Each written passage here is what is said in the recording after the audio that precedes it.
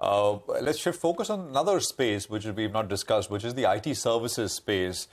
And there are differing views, right? I mean, Morgan Stanley on one end, extremely bullish. Nirmal Bang on the other end, which is quite bearish. So two ends of the spectrum, but that's what makes the market. Let's get an expert opinion on this. Sandip Agarwal, fund manager at Sowlio Investment Managers, is joining us now.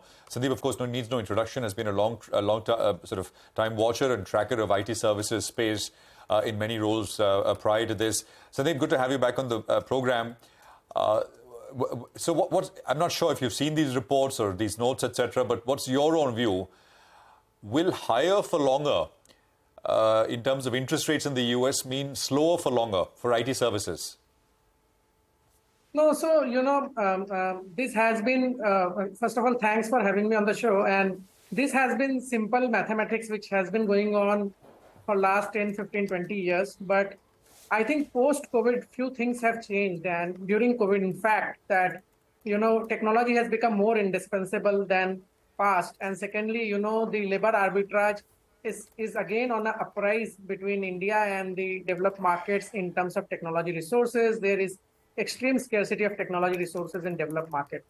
So I would say that while, in the past, it has been true that, a higher interest rate is generally not good for the tech sector, because finally your clients are from the developed markets, they become cautious and they want to be, watchful of what they're spending.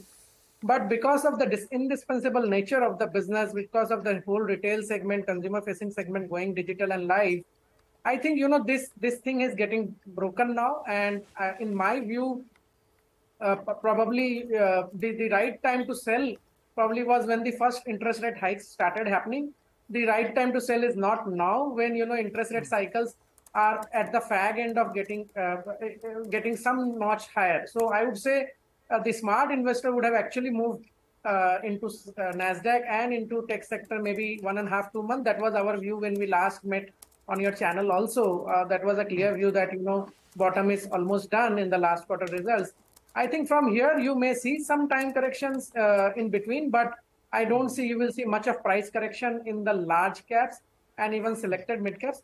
Although I believe that some of the selected mid caps have run up again very sharply, and the valuation should be kept in mind. Okay, all right. Hi, Sandip. Good morning, Nigel on this side, and good to hear your thoughts. Well, since you're focusing more on the large cap names, could you tell us from the large caps, what is best place to do well from here? You have a couple of names in there. Infosys had some kind of support. TCS growth has been slowing down. Tech Mahindra, hope is that you have a new head on top and hopefully things will work from here. Your take, which is best place? So Nigel, let me give disclosure that we have exposure in our client portfolios and my portfolio also in the tech sector. But having said so, I would say this, that, in tech sector, it is very simple business. It is a B2B business in a sense, so that, around very few number of clients contribute to majority of the revenue. So whenever our leader comes from a large company to a smaller company, he brings in some of the clients which are his close relationship, and those clients may not be getting such attention in the previous organization. So that becomes a low-hanging fruit, and the sizes are quite big because it is a B2B business.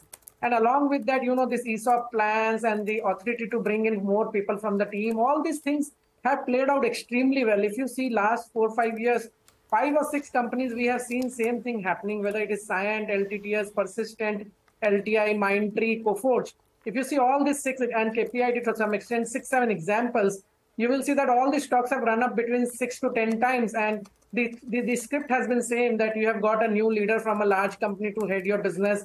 The leader has been allowed to bring in some of his team members. You have incentivized them with ESOP and all. So the script is same. I think Techcam at this current level of margins is not sustainable. It will definitely, the margins will improve very substantially in next 1 or 2 quarters. And the stock will also see a good up move. That is what my sense is.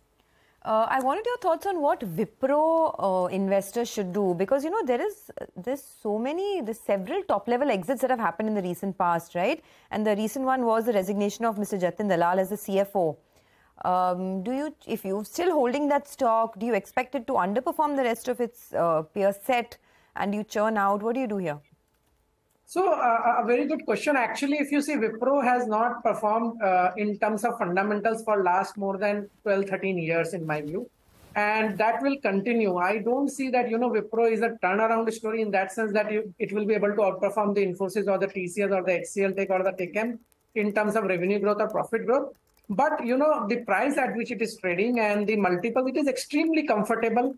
The dividend yields are very good. The management keeps, the company continuously do buybacks. So I think this price is very good for the holder. Even a new buyer can enter into at this price. There is very low downside risk because, some of the mid-caps, they are trading almost like 2.5, 3 times multiples of Wipro today, which is little, too much stretched. So I would say that, this margin of safety in a Wipro is much higher. A little riskier bet will be Tech Mahindra, where the returns could be substantial. Okay. All right. Sandip, we'll leave it at that. Thanks a lot for joining in. Appreciate your thoughts. So that's on the technology space and, how you should be approaching the entire sector. Let's just